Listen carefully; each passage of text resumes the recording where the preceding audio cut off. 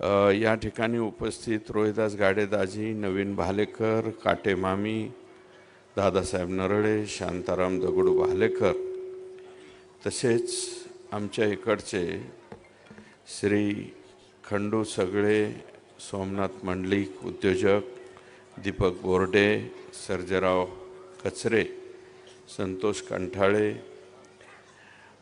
विश्वनाथ पनाळकर, बाळीराम खंडाळे, जगदीश खोजे, मचिंद्र येवले, तात्यासाहेब भराटे, जालिंदर सुरवसे, अमोल गवळी, काकासाहेब फरताडे, बाबू बांदल, बापू येवले, महादेव तांबे, अंबादास कवडे, त्र्यंबक मुळीक, सर्जेराव शिंदे, रामभाऊ पडघम, भाऊसाहेब मरुकुटे, रवी ढवळे, अजय अजबे, संतोष सोंडगे, बाप्पा बेदरे, कृष्णा डास, एकनाथ तुपे तात्या, वारकरी संप्रदाय, शिवाजी सगळे, बाळू खामकर, रामदास सेवा भजनी मंडळ आणि इतर सर्व कार्यकर्ते मंडळी, या ठिकाणी जर कोणाचं नाव राहिलं असेल तर मला क्षमा करा.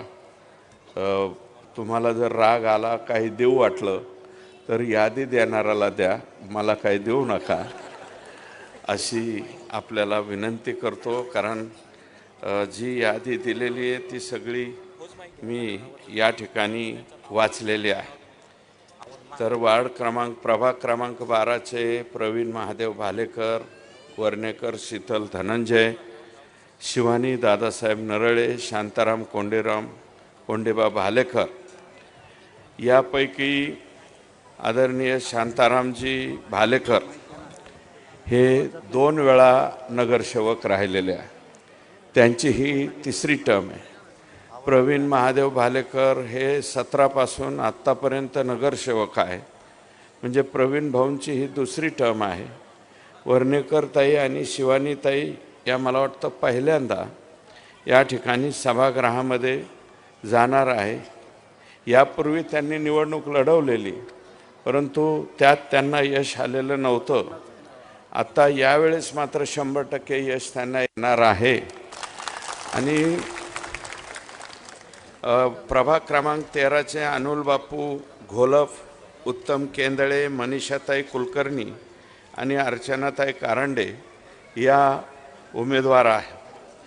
तर प्रवीण भाऊ हे आमचे लोक जे आहेत, साधारणतः आष्टी मतदारसंघ आणि बीड जिल्ह्यातली आणि नगर भागातली बरीचशी मंडळी या ठिकाणी असल्यामुळं त्यांना आम्ही विचारलं तर प्रवीण भालेकर हे सतत आमचे प्रश्न सोडवत असतात अशा पद्धतीचं उत्तर आमच्या लोकांकडनं त्या ठिकाणी मिळतं.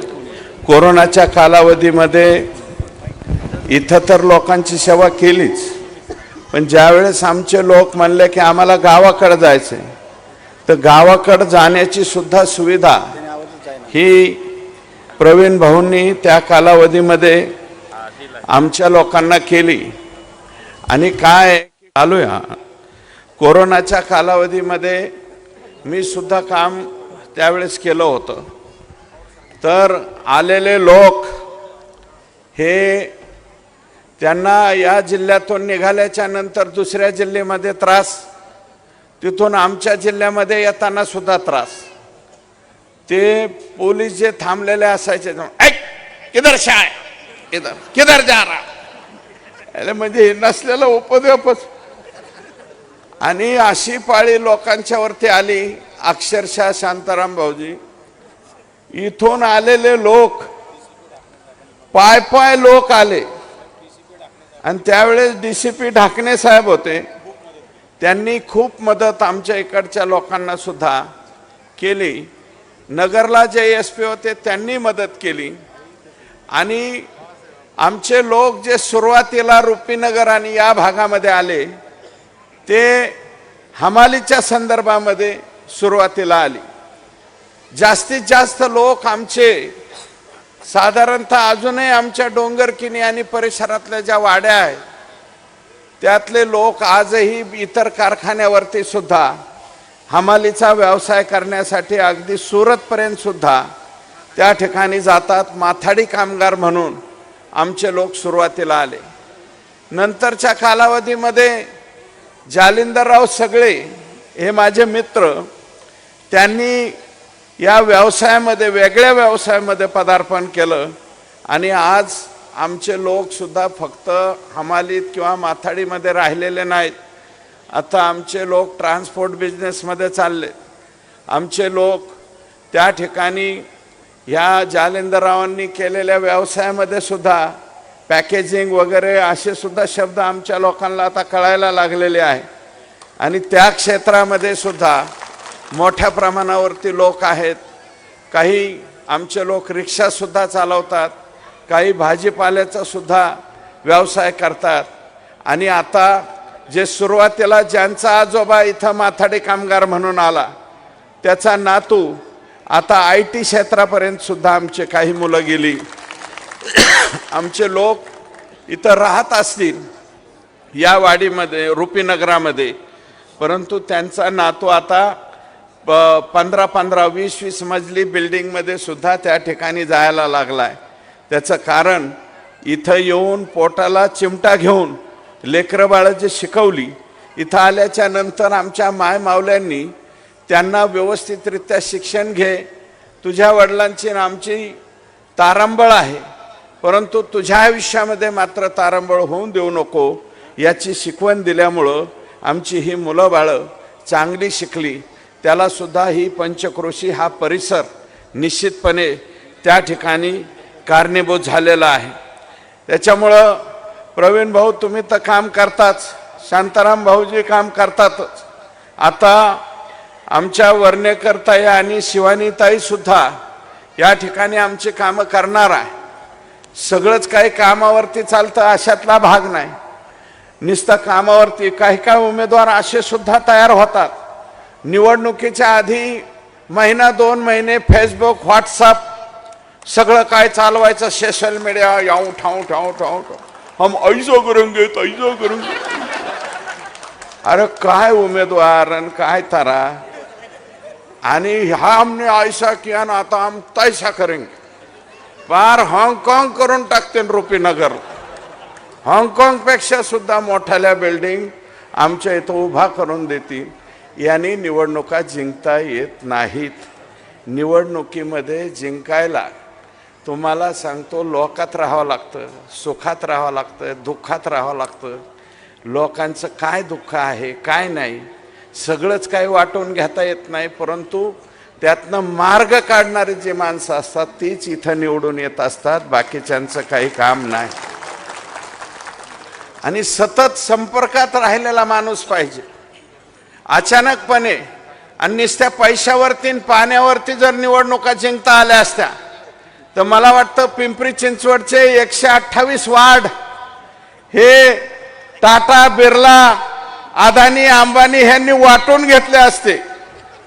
इथं तुझी सून उभा कर, त्या तिकडं माझा जावई उभा करतो, त्याच्या पलीकडं माझी नातसून उभा करतो, असे सगळे माणसं उभा राहिले असते. आणि 128चे 128 माणसं उद्योगपतींच्या तुम्हाला सांगतो घरातले निवडून आले असते. पण निवडून येतात का? नाही. आता काही काही लोक म्हणतात इतकं आणि आम्ही असं करू. लोक म्हणतात बर, नाही तर कुणीच कोणाला म्हणत नाही. बरेच उमेदवार असं असतात निवडणुकीच्या आधी कधीच कोणाचं काम करायचं नाही, काय नाही. जनता जनार्दन मी उभा राहू का असं विचारायला येतं. आता लोक उभा राहू का विचारल्यावर प्रवीण भाऊ लोक म्हणतात तुमच्याशिवाय तर पर्यायच नाही, तुमच्या इतका चांगला उमेदवारच नाही. असं का? मग मी उभा राहतो. त्याला उभा करतील, त्याचा खर्चा पाणी करतील, तो जे जे म्हणेल त्याला बिलकुल कोणी नाही म्हणत नाही. पण मतदानाच्या वेळेस त्याला मतदानच पडत नाही. ही वस्तुस्थिती आहे. का लोक विनाकारण मतदान करत नाही? मतदान देणं म्हणजे मत देणं आहे, आपलं स्वतःचं मन देणे. 5 वर्षासाठी मन देतो तो मायबाप, त्याचं ते अमूल्य आहे, बहुमूल्य मतदान आहे. आणि ते मतदान करताना माणूस फार विचार करून मतदान करतो, असं तसं मतदान करत नाही। आमच्या देशामध्ये म्हणतात अडाणी माणसं आहेत, माणसं शिक्षणाने अडाणी असतील, पण मतदानाच्या बाबतीत अजिबात निरक्षर नाही, तो पक्का साक्षर मतदार आहे। मतदार फार विचार करून, आणि आत्ताची तरुण पिढी ते मोबाईलमुळे याच्यामुळे एवढी हुशार झाली, जर काय आम्ही स्टेजवरून लय गप्पा मारायला लागलो की ते हळूच म्हणतो याच्या इतका मूर्ख माणूस कोणीच नाही, खाली लगेच कमेंट करायला सुरुवात तयारच असते गडी का विनाकारण। माझं मत आहे की काहीही गप्पा मारू नये, जेवढं होतंय तेवढंच हो म्हणलं पाहिजे। मी तुमचं हे करतो ते करतो असे काही आश्वासनं देऊन लोक मतं देत नाही, जेवढं होईल तेवढं। आणि आता या भागामध्ये माझं मत असं आहे की जे तिसऱ्यांदा आमदार झालेत महेश दादा लांडगे साहेब, पहिल्या टर्मला नारळावरती झाले, दुसऱ्या टर्मला त्यावेळेस ते 16,000 मतांनी आले, दुसऱ्यांदा निवडून येताना ते 78,000 मतांनी निवडून आले, आणि तिसऱ्यांदा आत्ता निवडून येताना 65,000 मतांनी निवडून आले। 65,000 मतानं शहरी भागामध्ये निवडून येणं एवढी सोपी गोष्ट नाही, तिसऱ्यांदा निवडून येणं तर खूप अवघड असतं। आदरणीय शांताराम भाऊ, तुम्ही सुद्धा आता तिसऱ्यांदा लढताय, मी पण 3-3, आता माझी 5वी टर्म आहे, त्याच्यामुळं आमचं गंडांतर पुढं ढकललेलं आहे, परंतु हा तुमची मी 5वी, त्याच्यामुळं तिसऱ्या टर्मला जे महेशदादा लांडगे साहेब निवडून आले, यावेळेस तर अशा अफवा होत्या आमच्या इकडं, महेशदादा खल्लास, काहीच नाही म्हणले, गेला म्हणले हो, पडलं हो, खल्लास खल्लास म्हणजे महेशदादाच खल्लास। अशा पद्धतीच्या वावड्या आमच्या इथपर्यंत सुद्धा आल्या। झालं का खल्लास? नाही। 65,000 मताधिक्यानं लोकांनी त्यांना निवडून दिलं। आणि आता यावेळेची परिस्थिती आहे, मी पिंपरी चिंचवड सगळ्या भागामध्ये फिरलो, एकंदरीत चित्र पाहिलं तो पूर्वीच्या कालावधीमध्ये प्रवीण भाऊ आपण जे जुन्या पक्षामध्ये होतो, साधारणतः या भागातले गावकरी जे आहेत, मूळ गावकी, हे गावातले लोक आपण ज्या जुन्या पक्षामध्ये होतो त्या पक्षाकडे साधारणतः लोकांचा कल होता। पण यावेळेस मात्र उलट चित्र दिसतंय। जे प्रभावी माणसं आहेत, ताकदीचे माणसं आहेत, मूळ गावातले माणसं आहेत, आमच्या सीतारामजी भालेकरांच्या कुटुंबातले माणसं इथं आहेत, हे सगळेच्या सगळे, मी त्यांच्याही घरी गेलतो आज, म्हणलं कसं काय काय बदल झालाय, बराटेंच्या इथं गेलो होतो, त्यांना म्हणलं काय चेंज झालाय, नाही म्हणले सगळ्याच लोकांचा कल इकडं झालाय, म्हणलं भोसरी मधला का कल झाला असा, तर ते म्हणले मूळ गावकरी सुद्धा जे इकडे सरकलेत त्याचं एकमेव कारण आहे महेश दादा लांडगे यांचं नेतृत्व। म्हणलं का? म्हणले सतत संपर्कात आहे माणूस, रात्रीच्या 2 वाजता फोन लावा, महेश दादा असं आहे। महेश दादा 100 मुख्यमंत्री, त्यांच्या अत्यंत जवळचे आमदार म्हणून महेश दादा आहे। आणि नगर विकास खातं जे 2014ला आदरणीय फडणवीस साहेबांकडे होतं, ज्या वेळेस ते राज्याचे मुख्यमंत्री झाले, नगर विकास विभागाचं वर्षाचं बजेट होतं 5,000 कोटी रुपयाचं। 5,000 कोटीपेक्षा 1 रुपया सुद्धा कधी जास्तीचा मिळाला नव्हता, परंतु आज नम्रपणे तुम्हाला सांगतो या खात्याचं बजेट आता 50,000 कोटी रुपये झाले, आणि केंद्राचे पैसे सुद्धा वेगळे।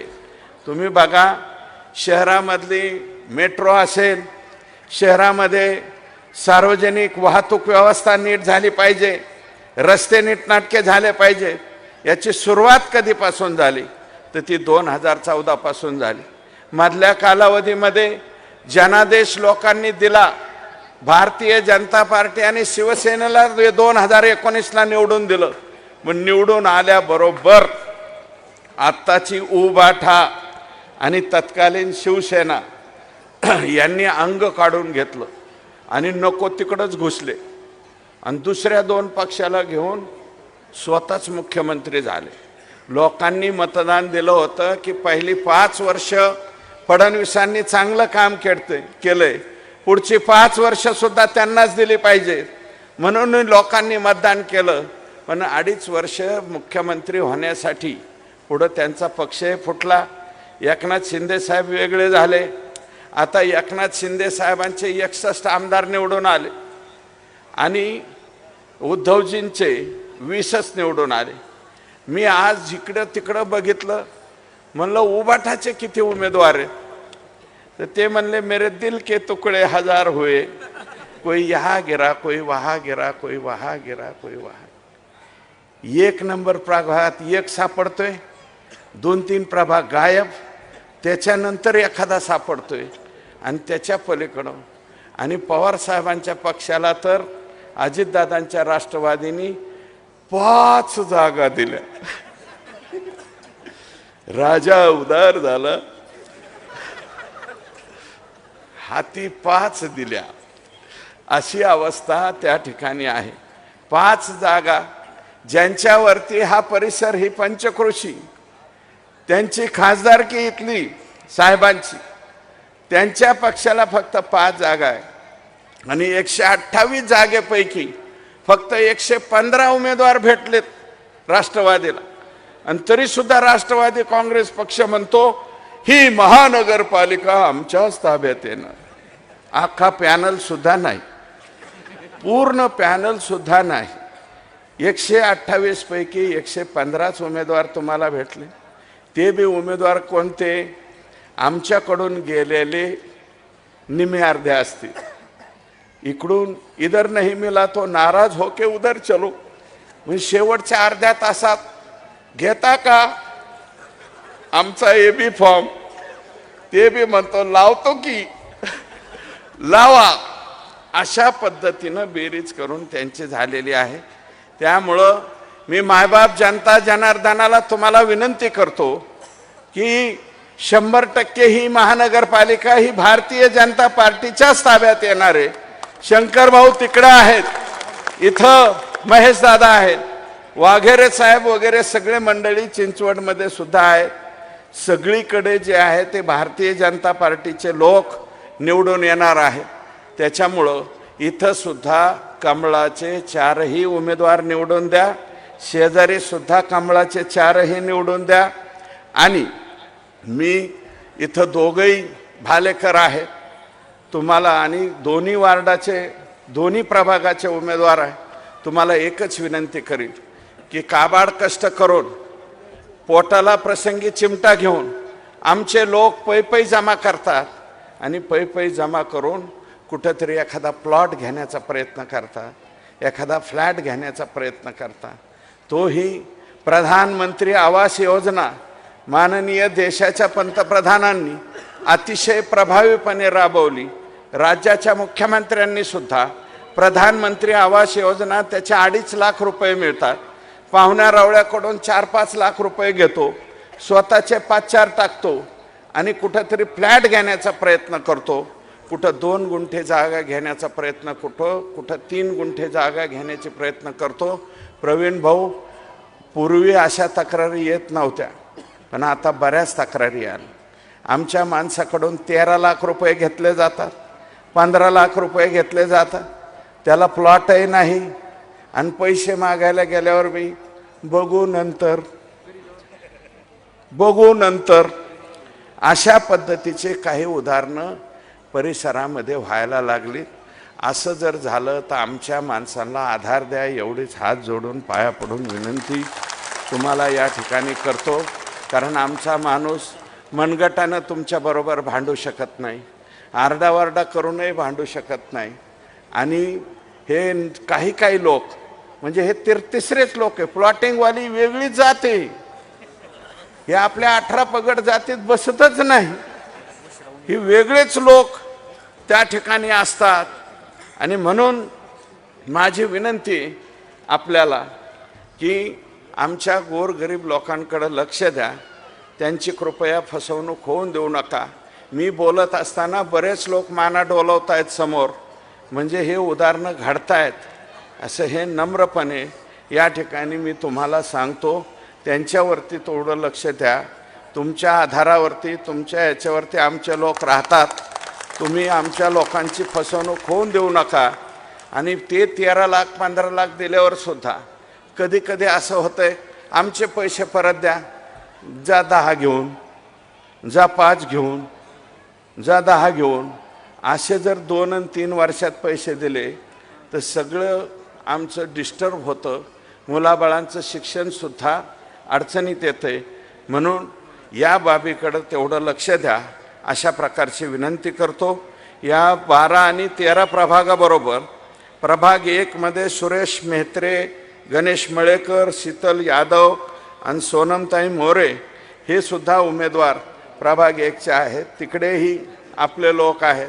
आपल्या लोकांना मी हात जोडून पाया पडून विनंती करतो, डॉक्टर बाबासाहेब आंबेडकरांनी जी लोकशाही आपल्याला दिलेली आहे, जे संविधान आपल्याला दिलेले आहे, त्या संविधानामध्ये उमेदवारांनी, प्रचार करणाऱ्यांनी हात जोडून पाया पडून विनंती करणं, प्रसंगी पदर पसरणं, आमच्या मराठवाड्याच्या भाषामध्ये पदर पसरणं म्हणतो.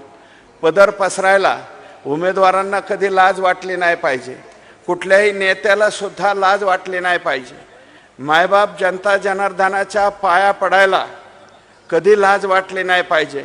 आपल्यापेक्षा जे वडीलधारा आहे 100% त्याचे पाय धरायला कधीच त्याला लाज वाटली नाही पाहिजे. मला स्वतःला सुद्धा वाटत नाही, मी 5 टर्मचा आमदार आहे, परंतु माझ्यापेक्षा ज्येष्ठ माणसाच्या पाया मी 100% पडतो. आणि ज्याची कंबर वाकत नाही पाया पडायला, त्याची कंबर नीट करण्याचं सुद्धा तुम्हाला येतं बरं का. जे वाकत नाही ना त्याला 15 तारखेला वाकून टाका बरं का. ज्याला वागता येत नाही, ज्याला नमस्कार करता येत नाही, पाया पडता येत नाही, त्यांनी राजकारण करू नाही. शेवटी मायबाप जनता जनार्दन तो मन देतोय आपल्याला 5 वर्षासाठी. हो, पुठ्ठ्याच्या आड गेल्याच्या नंतर संपूर्ण भरोसा त्या ठिकाणी ठेवतो आणि आपलं बटन दाबतो. म्हणजे आपल्यावरती तो पूर्णपणे भरोसा ठेवतो. त्या मायबाप जनता जनार्दनाला मी हात जोडून पाया पडून विनंती करतो आणि नतमस्तक होऊन आपल्याला विनंती करतो, या 2-3 प्रभागातले सगळे उमेदवाराचं नावच आता सांगत नाही.